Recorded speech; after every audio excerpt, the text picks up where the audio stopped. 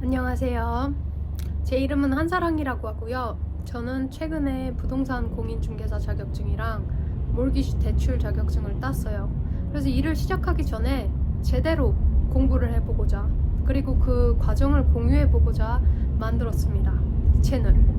그리고 오늘 처음 영상인데요. 그 처음 영상을 코리아타운으로 정했어요. 제가 이 코리아타운에 17년 훌쩍 넘게 살기도 했고요. 그리고 이 채널이 한국 분들을 위해서 만들어졌으니까 K타운으로 정했습니다. 자, 이제 제가 말씀드릴 내용들은 여기 사시는데 주거 비용이 얼마 드시는지, 그리고 장단점에 대해서 말씀드려 볼게요. 일단 먼저 월세가 얼마 드는지 말씀드릴게요. 되게 찾으실 수 있는 구조가 스튜디오는 이제 거실하고 침실이 합쳐진, 예를 들어서 한 명이 살기에는 좀 넉넉할 수 있는, 부족하지 않을 수 있는 그런 공간이죠. 그런 공간이 1,500에서 2,300 정도 합니다. 원베드 침실하고 거실 따로 있는 구조가 1,900에서 2,700 정도 하고요. 투베드가 2,700에서 3,100 합니다. 3베드도 있는데 더 비싸겠죠. 네. 그리고 왜 같은 원베드, 같은 투베드인데 가격 차이가 나느냐 하면은, 어떤 공간은 건물이 오래됐을 수 있고요. 아니면 장소가 안 좋을 수도 있어요. 장소가 안 좋다 하면 경치가 안 좋을 수도 있고, 아니면 안전에 취약할 수도 있어요. 그래서 가격 차이가 나는 것 같습니다. 평수에도 약간 차이가 있을 수 있고요. 네, 그 점 감안해 주시면 될 것 같아요. 이게 다가 아닙니다. 라디오 코리아라고 있는데, 라디오 코리아 가면 방 쉐어 합니다. 이런 방이 붙어 있었어요. 네, 아니 구인도 많이 찾을 수 있고요. 네, 그런데 이제 들어가 보시면 이제 집을 하나 리스하신 거죠. 빌리신 거죠.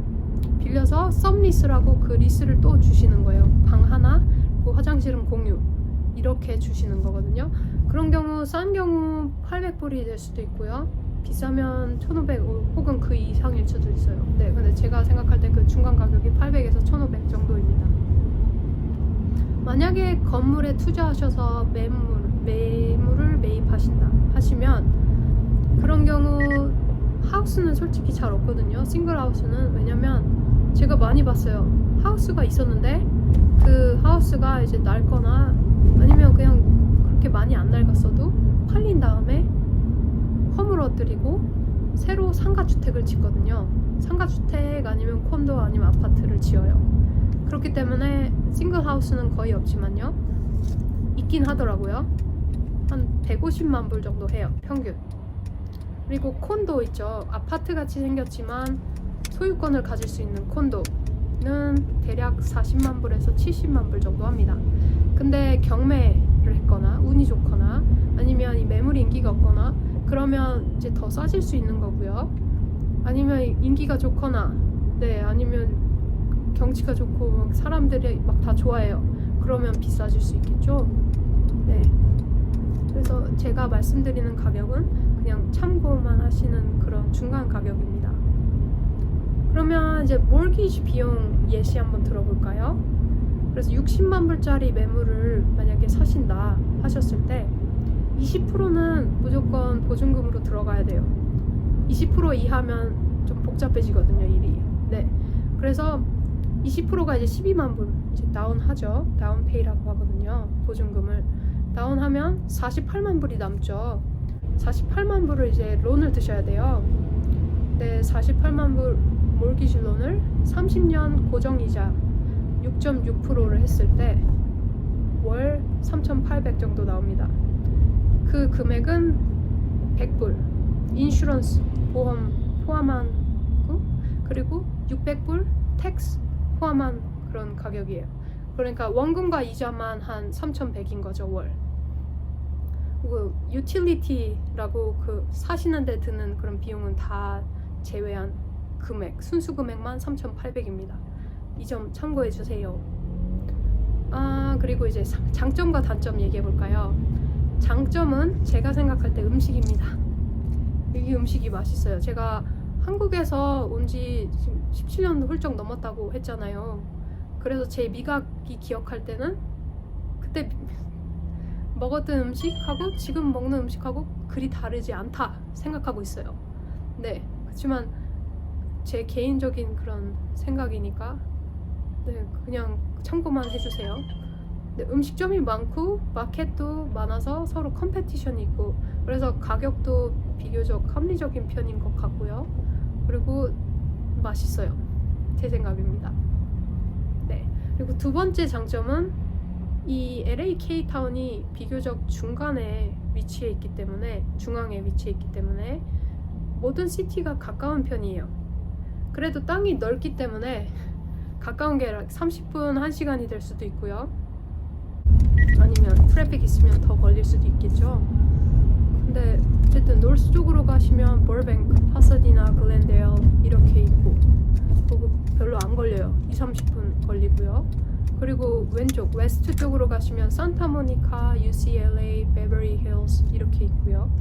사우스 쪽으로 가시면 롱비치 있고요. 토렌스도 있고요. 그리고 이스트 쪽 오른쪽으로 가시면 이제 몬로비아, 아르케디아 이런 아이들이 있죠. 그래서 비교적 가까운 편이다 이렇게 말씀드리고 싶어요. 그게 장점입니다. 이제 단점 얘기해 볼게요. 단점은 제가 생각할 때 학군이에요.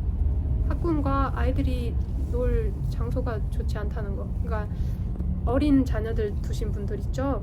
곧 이제 초등학교 들어갈 아이들 혹은 중학교나 고등학교 다니는 아이들을 두신 부모님들은 조금 떨어져 계십니다. 가까이 가시는 경우는 베버리 힐스 가시고요. 좀 멀리로 가시는 분들은 오렌지 카운티로 가세요. 제가 아까 말씀드렸듯이 거기가 이제 싱글 하우스가 아니라 콘도나 아파트이기 때문에 아이들이 막 그냥 맘 놓고 뛸 수 있는 환경이 아니에요. 네, 애들이 놀 수 있는 공간은 아마 학교 놀이터 아니면 공용 수영장 아니면 어디 시설에 가야 될 거예요. 뭐 제가 잘 모르겠지만 애들이 가는 시설 그런 데 가야만 놀 수가 있을 거예요. 그리고 학부율이 높은 아이들끼리 모여 있을수록 애들이 아무래도 공부에 더 열심을 쏟을 수 있는 환경이 만들어지잖아요. 그래서도 가시는 것 같아요. 네. 그리고 제가 또 다른 게 생각했을 때 단점은 주차 자리입니다. 여기 LA K타운에는 사시는 분들이 더 많은 것 같아요. 평수에 비해서, 다른 곳들에 비해서, 다른 시티에 비해서요. 그렇기 때문에 주차 자리가 굉장히 없습니다. 그래서 좀 슬프게도 제가 가끔 보면 저도 겪는 문제고요.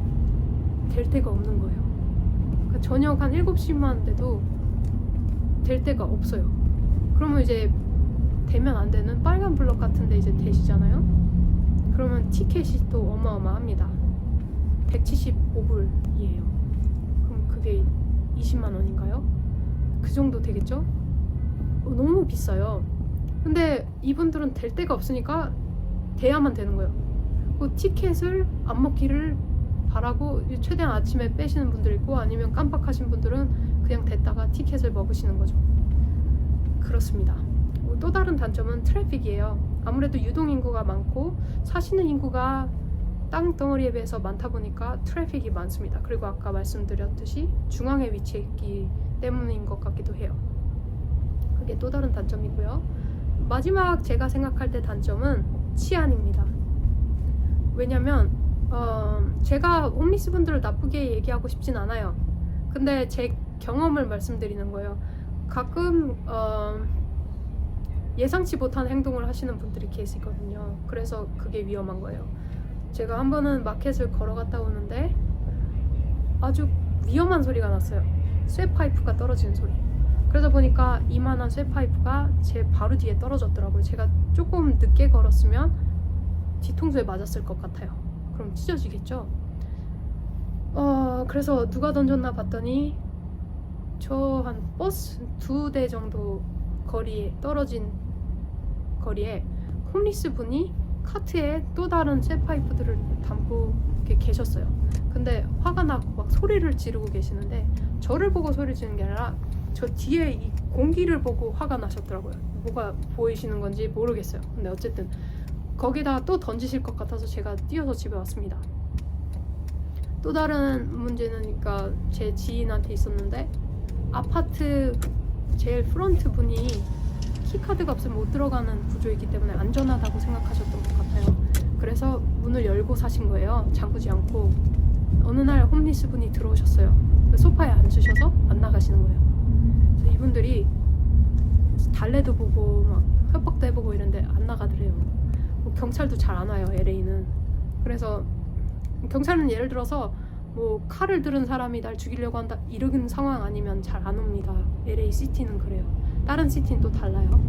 네, 그래가지고 아주 힘들었다고 합니다. 결국엔 나갔어요. 네, 그리고 뭐 개인적으로 보는 것도 있지만 어떤 분은 막 이렇게 아파트 게이트를 뿌개려고 막 이렇게 두들기시는 분들이 계시거든요. 네, 여러모로 모든 홈리스 분들이 그렇다는 건 아닙니다. 네, 근데 K타운이 LA 다운타운 스키드로우라고 있거든요. 제가 우연하게 가봤는데 거기 진짜 완전히 재난 영화 같은 곳이 있어요.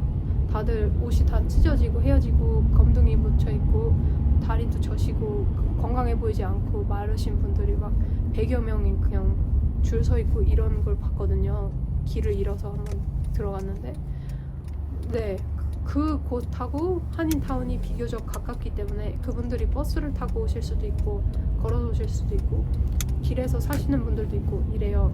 네, 그 예상치 못하는 행동을 하시는 몇몇 분들 때문에 제 생각엔 치안이 안 좋다고 말씀드릴 수가 있겠습니다. 여기까지가 제가 생각하는 한인타운이고요. 네, 도움이 되셨으면 좋겠습니다. 제가 처음이라 이제 무슨 말을 해야 될지 막 이렇게 헷갈리고 그랬는데 그래도 만약에 시티들에 대해서 더 알아보는 게 관심이 있으시다 하시면 구독해 주시고요. 그리고 도움이 되고 좋으셨길 바랍니다. 그럼 다음에 봬요. 안녕히 계세요. 아, 그리고 제가 어떤 길로 다녔는지 말씀드리는 걸 깜빡했어요. 제가 처음에 운전하고 간 길은 올림픽이고요. 그 다음에 웨스턴으로 우회전을 했죠. 그 다음에 윌셔로 돌아서 우회전을 했고요. 그 다음에 버먼으로 우회전해서 돌아왔습니다. 이 길들이 제가 생각할 때 K타운을 대표하는 대로변들이에요. 그리고 올림픽하고 이상하게 웨스턴은 안 밀렸는데 토요일 오후 6시인데 참 윌셔하고 버먼이 많이 밀리더라고요. 저는 그 시간에 잘 안 다녀봐서 잘 몰랐는데 좀 신기했습니다. 네, 그래서 트래픽이 이 시간에 있구나 그런 생각이 들었습니다. 윌셔 같은 경우 그 트래픽 많은 그 공간 있잖아요. 거기는 음식점도 많고요. 제가 생각하기로는 술 마실 곳도 많아요. 근데 전 술을 안 마셔서 잘 모르겠지만 거기 상점이 좀 많죠. 네, 거기가 아마 만약에 놀러 오신다면 가보셔도 좋을 공간인 것 같습니다. 그리고 제가 잠깐 들렀던 처음 스탑은 마당몰이란 곳인데요. CGV 상영관이 있어요. 그래서 한국 자막을 달아줍니다. 미국 영화예요. 그래가지고 한국 분들이 너무 좋아하세요. 저도 되게 좋아했어요. 지금도 좋아해요. 그리고 두 번째 제가 들른 곳은 시티 마켓이라고도 하고 시온 마켓이라고도 하는데요. 이름을 중간에 바꿨는데 뭐가 제대로 된 이름인지 지금 잘 모르겠어요. 저는 그냥 시티 마켓이라고 하는데요. 거기도 역시 주차 공간이 많고 이래서 제가 좋아하는 곳입니다. 네, 그냥 이 설명 드리려고 다시 틀었어요. 다음에 봬요. 안녕히 계세요.